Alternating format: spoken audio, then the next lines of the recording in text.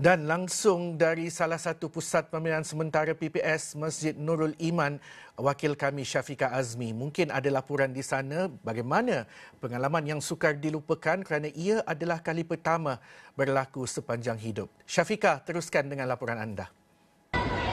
Okey, baiklah, saya kini berada di lokasi pusat pembinaan sementara di Masjid Putra Heights dan kini sebenarnya saya nak menemu bual mangsa yang terlibat dalam kebakaran tersebut. Kita ada dua mangsa di sini. Assalamualaikum. Assalamualaikum Cik. Cik boleh tak kenalkan nama sikit dan juga kenalkan nama lah dan ceritakan kat kami lah apa yang jadi, apa yang berlaku. Saya Cik Jah daripada Kampung Kuala Sungai Baru. Pagi kan belum pukul 8 lagi saya tengah nak masak sarapan. Tengah bunyi letupan. Lepas tu rasa panas. Lepas tu ada bunyi yang kuat. Tak tahu apa, ingatkan kapal terbang nak jatuh kan. Tengok kat luar tak ada, tapi rasa panas. Dah keluar jauh sikit, baru nampak api besar sangat. Tak tahu nak buat apa. Lepas tu pergi lari dekat tepi sungai kan. Tepi sungai.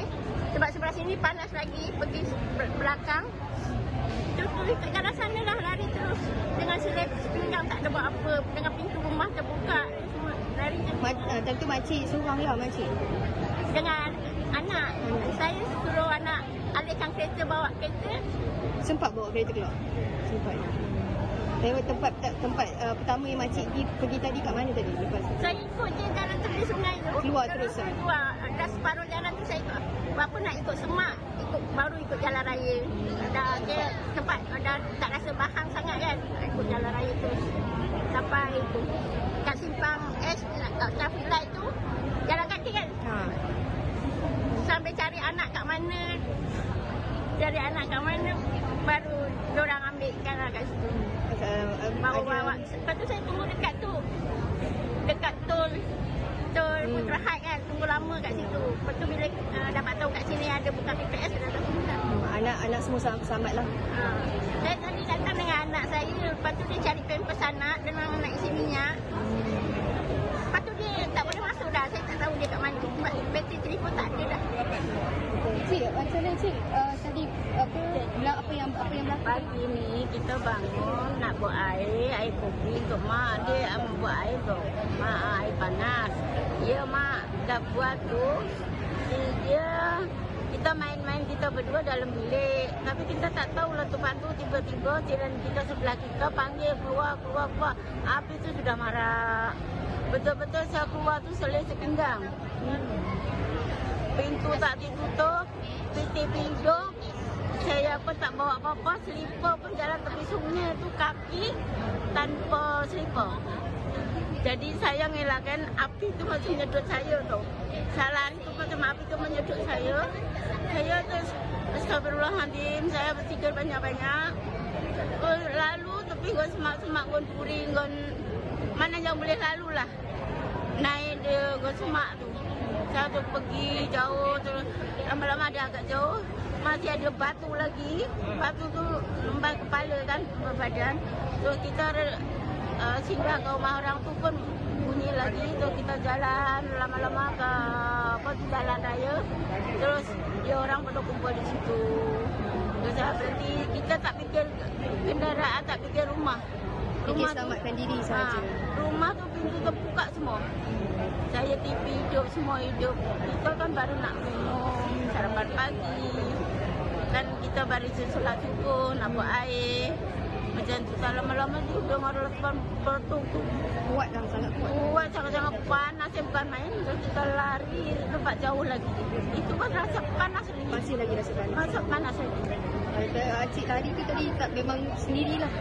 Dengan anak-anak tu. Dengan anak tu. Umur berapa tahun umur anak? Anak dah 24. Dan sekarang kita ni kadang-kadang kita pun tak tahu kalau orang tak dengar, kita tak tahu. Sebab kita main dalam rumah tak dengar. Ya betul. Terus tu kita lari pintu belakang. Bukan lalu depan, tak fikir kereta. Dan orang-orang tu bawa kereta, aku macam mana adik? Kereta tu dah agak reda, minta tolong orang. Dia ambil lah kereta tu. Itulah. Tapi api tu macam kita lari tu macam menyedot kita tau. Macam kena bahang api rasa dekat badan. Rasa ke badan kena. Ada sebarang kecederaan ke? Tak ada, alhamdulillah. Anak-anak semua okeylah. Dan kita sebenarnya bersama lagi dengan seorang mangsa kebakaran. Pakcik Zulkifli, boleh tak ceritakan sikit pengalaman pakcik tadi, macam mana, apa yang berlaku? Ya, Assalamualaikum warahmatullahi wabarakatuh. Salam sejahtera. Sebenarnya dia berlaku lebih kurang pukul 8 pagi. Masa itu kita masih lepas solat. Kemudian kita dengar dentuman. Saya ingatkan ribut. Tapi bila kita tengok di luar tak ada angin pun. Lepas itu baru kita nampak api mendulang. Dan banyak batu-batu kecil jatuh atas rumah lah. Jadi tindakan yang kita buat, saya ambil dokumen dan barang-barang semua tinggal. Kita selamatkan motor dan juga kereta. Kita pergi ke surau Osmania. Sebenarnya baru pindah ke sini.